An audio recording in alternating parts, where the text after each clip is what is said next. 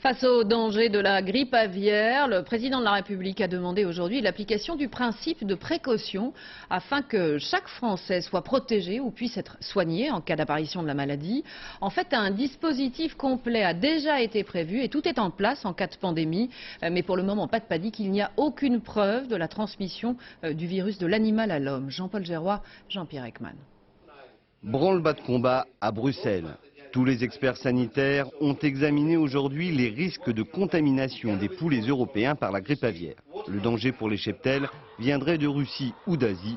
Derrière ce souci des volatiles, une angoisse majeure, la mutation du virus qui le rendrait transmissible d'homme à homme, transmissible et dévastateur. Si vous voulez, la fourchette du nombre de morts par une pandémie, si elle devait se déclarer, va de 1 à 100. C'est-à-dire que certains disent que ce sera 2 millions de morts dans le monde en quelques mois, et d'autres ont même dit on ira à 200 voire 300 millions de morts dans le monde.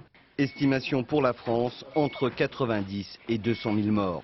Tous les problèmes sanitaires révélés par la crise canicule risquent donc de se poser à nouveau et à une échelle bien plus large. À l'Institut de veille sanitaire, l'épidémiologiste Daniel Lévy-Bruhl doit tout envisager. La pression sur les hôpitaux, entre autres, serait encore bien pire que pendant la crise canicule en 2003. Vous voyez que, par exemple, au pic de l'épidémie, au pic de la pandémie, ici ce sont des milliers de cas, eh bien il pourrait y avoir, dans la première vague, si on fait l'hypothèse qu'elle est moins importante que la deuxième, environ 80 000 personnes hospitalisées en une semaine, voire dans le scénario un petit peu plus pessimiste, 160 000 personnes, en plus bien entendu de la charge hospitalière habituelle. Il faudra accueillir mais aussi soigner. Le virus mutant sera très contagieux, aucun vaccin ne sera disponible avant plusieurs mois. Un seul médicament, le Tamiflu, sera réellement efficace en traitement comme en prévention. Depuis quelques mois, les grands pays se précipitent pour acheter des millions de doses. La France a passé la plus grosse commande mondiale, 13 millions de traitements.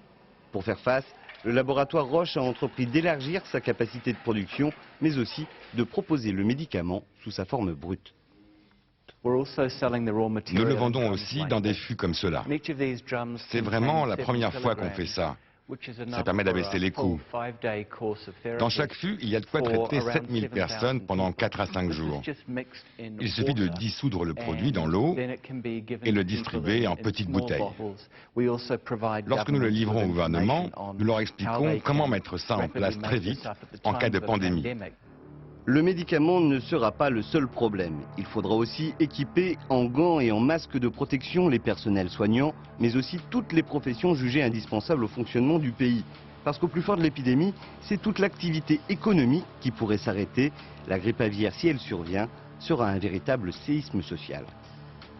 Une pandémie, ça veut dire une désorganisation de la vie quotidienne à des degrés plus ou moins importants.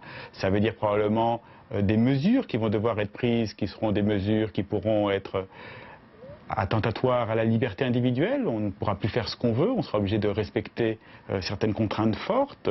Les enfants pourront peut-être plus aller à l'école, peut-être qu'on décidera de fermer les écoles. D'ores et déjà, on peut trouver sur le site internet du ministère de la Santé des vidéos expliquant les conduites à tenir face à une éventuelle pandémie.